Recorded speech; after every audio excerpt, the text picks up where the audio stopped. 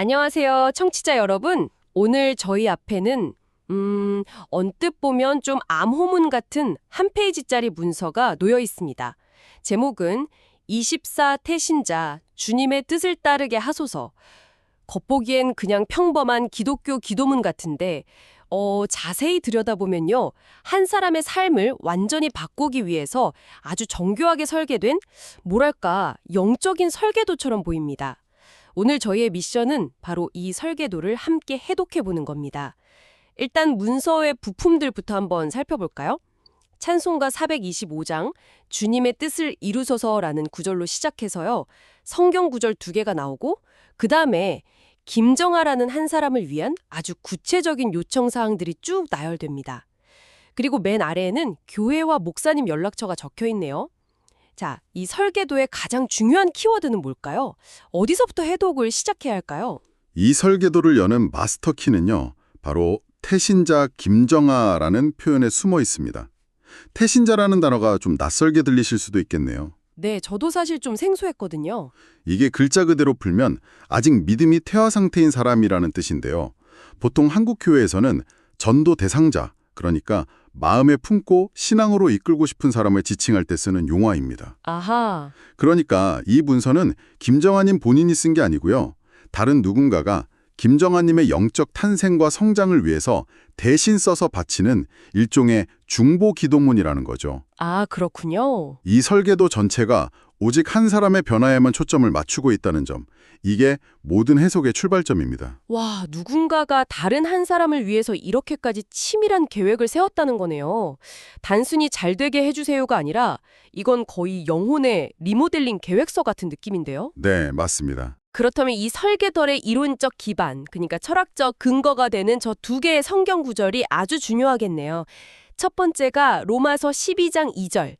너희는 이 세대를 본받지 말고 오직 마음을 새롭게 함으로 변화를 받아 하나님의 선하시고 기뻐하시고 온전하신 뜻이 무엇인지 분별하도록 하라. 맞습니다. 이 구절이 바로 이 설계도의 제1원칙, 최종 목표를 제시합니다. 여기서 가장 중요한 단어는요, 분별이에요. 분별이요? 네. 이게 그냥 세상 유행 따라 살지 마라 정도의 소극적인 조언이 아니거든요. 마음을 새롭게 하고 내면이 변화되어서 하나님의 뜻이 뭔지 스스로 판단하고 가려낼 수 있는 사람이 되라는 아주 능동적인 요구죠. 누가 하나님 뜻인 이거야 하고 떠먹여주는 게 아니라 네가 직접 고민하고 바뀌어서 스스로 찾아내봐 라고 등을 떠미는 거예요. 훨씬 주체적인 거죠. 듣고 보니 이 분별이란 단어가 이 기도문 전체를 관통하는 핵심 같네요. 그런데 이어서 나오는 2번째 구절이 좀 이상합니다.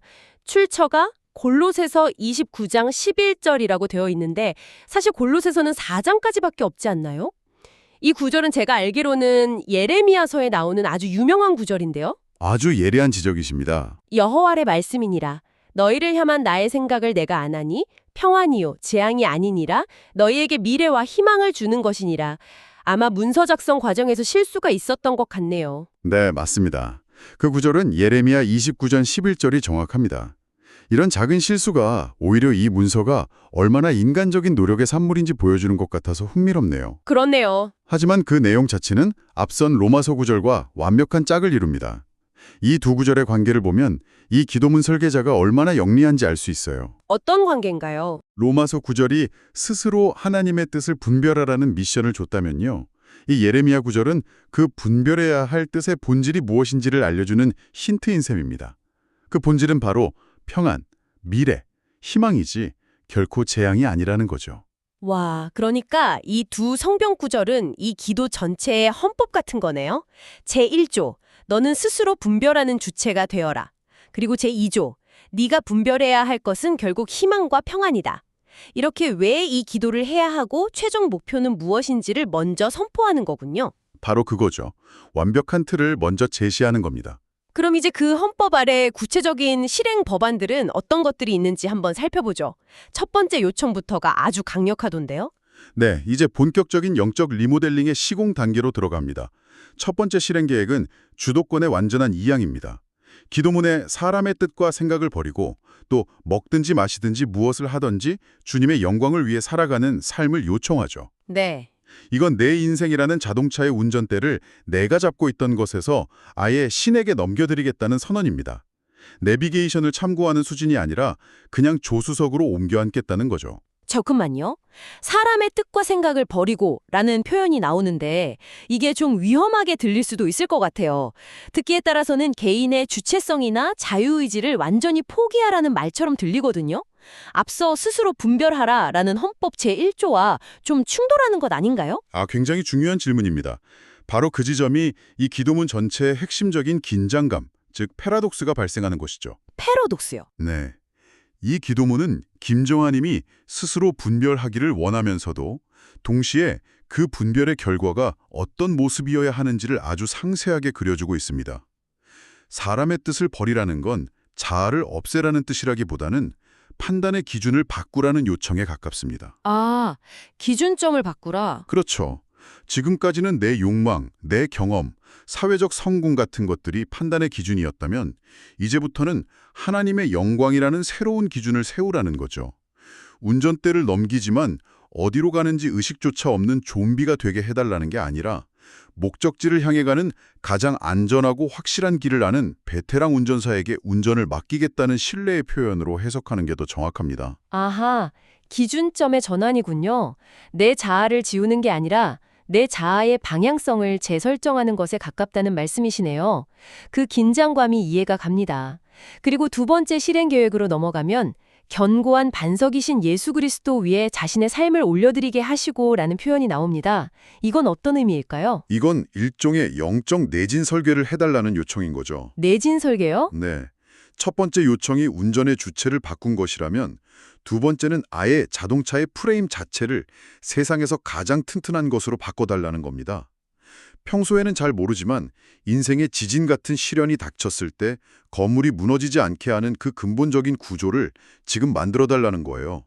그냥 막연하게 믿습니다가 아니라 예수 그리스도라는 구체적이고 흔들리지 않는 기반 위에 인생이라는 집을 짓게 해달라는 아주 견고한 토대 공사를 요청하는 단계입니다. 영적 내진 설계라니 비유가 정말 와닿네요. 그런데 저는 그 다음 단계에서 정말 소름이 돋았어요. 주님이시라면 어떻게 하실까를 생각하며 기도하라는 부분. 이건 앞선 거대한 선언들을 갑자기 내일 아침 출근길에 어떤 선택을 할지의 문제로 끌어내리는 정말 강력한 한 문장이잖아요. 바로 그겁니다. 세 번째 단계는 신앙의 생활화입니다. 신앙을 주일 아침 교회에만 가둬두는 게 아니라 월요일 아침 직장 상사와의 대화, 친구와의 저녁 약속, 모든 일상적인 선택의 순간으로 가져오라는 거죠. 네, 그렇죠. WWJD, 즉 What would Jesus do? 라는 이 질문은 신앙을 머릿속 관념에서 실제 삶의 태도로 바꾸는 스위치 역할을 합니다. 이건 앞서 말한 기준점의 전환이 실제로 어떻게 작동하는지를 보여주는 아주 구체적인 매뉴얼인 셈이죠. 그러네요. 1단계에서 운전대를 넘기고 2단계에서 차체를 강화하고 3단계에서는 매 순간의 운전 지침까지 받은 셈이군요. 이쯤 되면 거의 완성된 것 같은데 마지막 단계가 또 있습니다. 네, 마지막 단계가 남았죠. 바울처럼 표대를 향하여 나아가는 태신자, 김정아가 되게 해달라는 부분입니다. 여기서 신약성서의 인물인 바울을 소환하네요. 그리고 마지막 네 번째 단계는 이 모든 과정을 일회성 이벤트가 아니라 평생의 마라톤으로 만드는 지속 가능성의 문제입니다. 여기서 바울을 소환하는 이유가 바로 그거죠. 바울은 신약성서에서 목표를 향해 흔들림 없이 달려가는 인물의 상징이거든요. 아, 이건 이제 영적 리모델링이 끝났으니 축하 파티를 하자가 아니라 이제 진짜 경주가 시작되었으니 결승선 통과할 때까지 절대 뒤돌아보지 마라는 선언입니다. 단거리 경주가 아니라는 거죠. 와, 정말 완벽한 4단계 설계도네요. 주도권을 이양하고 헌신, 내진 설계를 하고 토대, 일상에 적용하고 실천, 그리고 평생 지속하는 것, 인내까지. 한 사람의 영적 여정 전체를 아우르는 로드맵 같습니다. 자, 그럼 이 설계도의 맨 마지막에 적힌 기독교 대한성결교회, 인천관동교회와 이병곤 담임 목사님의 연락처는 어떤 역할을 하는 걸까요? 그냥 단순한 출처 표시일까요? 저는 그 정보가 이 설계도의 시공사 혹은 안전관리 감독관을 명시하는 부분이라고 봅니다. 시공사요? 네, 이 기도문이 지극히 개인적인 열망을 담고 있으면서도 동시에 이 모든 과정이 혼자만의 고독한 싸움이 아님을 보여주는 주요한 단서죠. 이것은 교회라는 신앙 공동체가 태신자라는 한 사람을 위해 조직적으로 기도하고 관리하고 지원하는 더 큰 시스템의 일부임을 암시합니다. 아, 그럴 수 있겠네요. 어쩌면 이 기도문 자체가 그런 프로그램을 위해 만들어진 일종의 표준 양식, 그러니까 템플릿일 수도 있고요. 개인의 영적 건축 프로젝트에 공동체라는 든든한 비계가 세워져 있는 셈입니다. 오늘은 태신자, 주님의 뜻을 따르게 하소서라는 한 장의 문서를 통해 한 사람의 영적 변화를 위한 정교한 4단계 설계도를 함께 해독해 보았습니다. 두 개의 성경 구절을 헌법으로 삼아서 헌신, 토대, 실천, 인내라는 구체적인 실행 계획으로 한 사람의 삶 전체를 재구성하려는 시도가 정말 인상 깊었습니다. 네, 이 문서는 한 사람이 다른 사람의 삶을 위해 얼마나 깊이 관여하고 기도할 수 있는지를 보여주는 좋은 예시입니다. 여기서 청취자 여러분께서 생각해 보실 만한 질문을 하나 던지고 싶습니다. 네, 어떤 질문인가요? 오늘 저희는 이 기도문이 품고 있는 내적 긴장감에 대해 계속 이야기했습니다. 이 설계도의 최종 목표는 김정아님 스스로가 하나님의 뜻을 분별하는 주체적인 신앙인이 되는 것입니다. 하지만 동시에 이 설계도는 그가 어떤 선택을 하고 어떤 길로 가야 하는지에 대한 매우 구체적인 청사진을 제시하고 있죠. 타인을 위한 이 간절한 마음과 선한 인도가 그 사람의 자유로운 영적 탐색과 만나는 지점은 과연 어디일까요? 누군가를 위한 최선의 길을 그려주는 것이 그 사람이 스스로 길을 찾는 능력을 치워주는 것과 어떻게 조화를 이룰 수 있을지 한 번쯤 생각해 보시면 흥미로운 성찰의 시간이 될 것 같습니다.